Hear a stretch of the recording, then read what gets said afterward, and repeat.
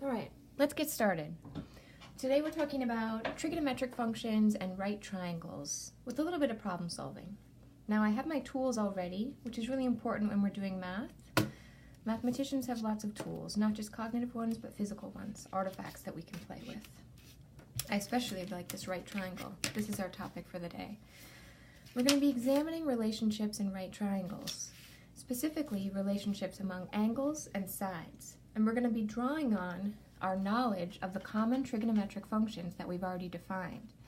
The sine, cosine, tangent, as well as the cosecant, the secant, and the cotangent. We're going to define all of these functions with respect to right triangles. So let's get started. First, I'm going to start by drawing a right triangle and labeling the sides. I invite you to do this with me. It's good to get practice in mathematics of engaging in the motions, right? I'm going to draw my triangle this way so that we get practice creating representations that help us understand mathematical relationships that we're investigating. Anytime you have a right angle, you put this little box here, meaning right angle. I'm going to label this angle theta. Now, because we know the angles in a triangle, a theorem that you likely proved when you were in an earlier grade, all the angles of a triangle sum up to 180 degrees, right? All angles in a triangle sum to 180 degrees. Okay, so that means that when we're defining these relationships for theta, note, because one angle is 90 degrees, that really means that theta is restricted between 0, it must necessarily be positive, and if we're in radians, pi halves. Or if we're in degrees, you know that's equivalent to 90 degrees.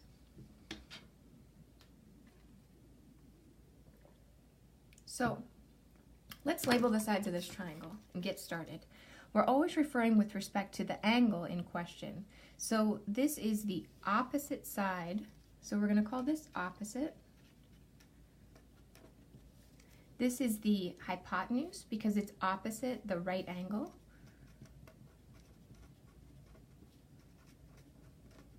And this is the adjacent side because it shares a side with the angle. This side defines this angle, so we'll label this adjacent. Now, I know most of you remember this mnemonic from one of your teachers earlier in life. SOHCAHTOA. I used a capital S, capital C, and capital T to remind us that the sine function, right, is our S here. The cosine function is our C, and the tangent function is our T, where this becomes the H, the A, and the O, right? So these become the lengths of the sides of our triangles, whereas the S, C, and T stand for our sine, cosine, and tangent function, respectively. So we can define, and let's write this down so that we remember it. If I write this out in words, we say that the sine of angle theta is the opposite side over the hypotenuse, OH. Whereas the cosine of theta is the adjacent over the hypotenuse. Likewise with the tangent function. Opposite over adjacent. We can also define our other functions that we've been learning about, the cosecant, secant, and cotangent. We know that cosecant of theta is 1 over sine of theta, not to be confused with the inverse. It's the reciprocal of the sine, which means that our numerator and denominator are switched. So we have hypotenuse over opposite. Likewise with secant theta, which is 1 over cosine theta.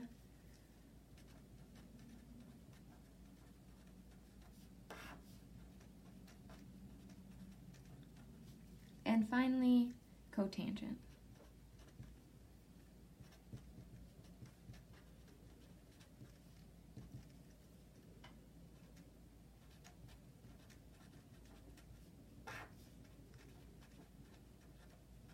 Great. With those definitions, let's now connect it to our understanding of the unit circle definitions for trigonometric functions.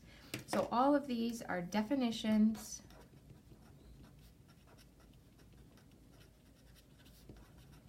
of trigonometric functions.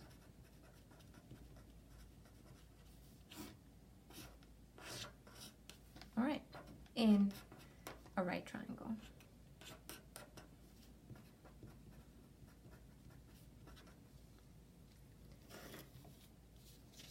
So what I have for you next is a worksheet that you could create yourself if you have a circular object or a safety compass that really just positions a right triangle in a circle of radius r.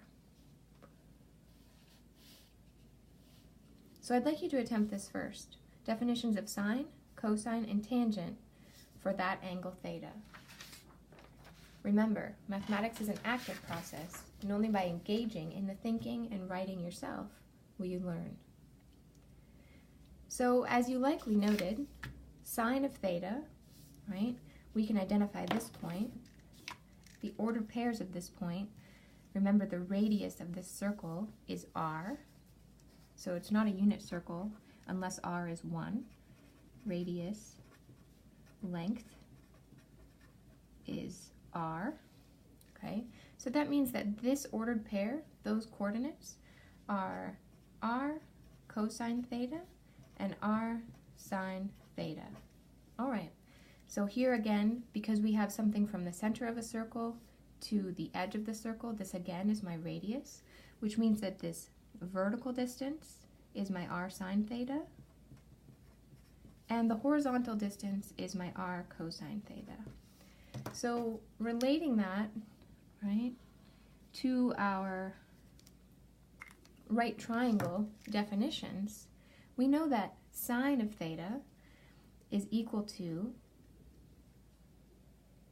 r sine theta over r. Or in this case, we recognize that it's the opposite side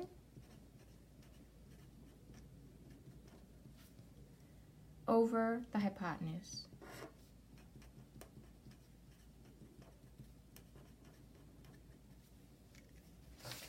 Or our y value, right? Our y value. In this case, we can continue our cosine theta over r, our x value. We have the adjacent side over the hypotenuse. And lastly, our tangent, which we know is, by definition, the ratio of sine theta to cosine theta. This gives us r sine theta over r cosine theta, or with respect to our triangle, in relationship to angle theta, we have the opposite side to the adjacent side. All right. Here's another one for you to try. Let's actually apply this. And there are a couple strategies that you can use in applying it. It reads, a kite flyer wondered how high her kite was flying. She used a protractor to measure an angle of 40 degrees from the ground level to the kite string. If she used a full 100-yard spool of string, how high is the kite? Give this one a try. Pause the video. Now in attempting this one, it's always a good strategy to draw a picture. So let's start there. Sometimes I fly kites in the park with my kids. I don't often bring a protractor, but maybe I could next time. So I'm going to draw this kite right here with a little tail. So you've got the kite flyer here. You've got an angle of 40 degrees. I guess I could be more precise with my angle if I had an angle measure. I'm going to estimate. It's almost at a 45, above 30, and almost at a 45. So it's not exact, but close. Remember, this is just to help us visualize the problem, right? Visualize the situation. All right, she identified this angle from the ground as being 40 degrees. We were also told that 100 yards was the full spool of string. So this is 100 yards. And the question is, how high is the kite, right? What is this height, h? So we've drawn a picture, and now we've identified both what we know, right? We have what we know, and we have what we want to know. How can we use our relationships of right triangles and our knowledge of definitions of sines and cosines to solve this problem? Well, look at here.